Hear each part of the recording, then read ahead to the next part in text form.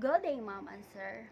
I'm Maria Finn Nagrama Narvar, 28 years old, single.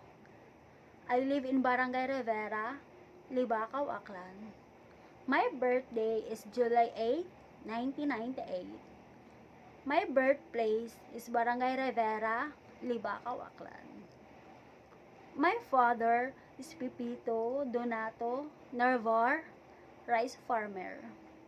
My mother is Edna Nagrama Narvar, housewife. I studied in elementary school at Apad Lutao, Calawag, Quezon Province.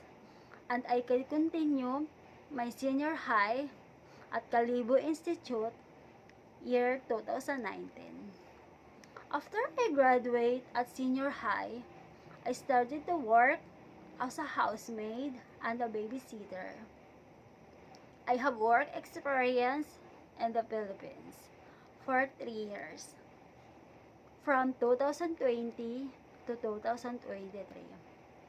I serve 5 members of the family, 4 adults, and look after 2 years old. I do all the housework like cooking, washing clothes, ironing, and I cleaning the house. I do how to handle the baby crying until it calm. And during bedtime, I make song until the baby sleep. Singing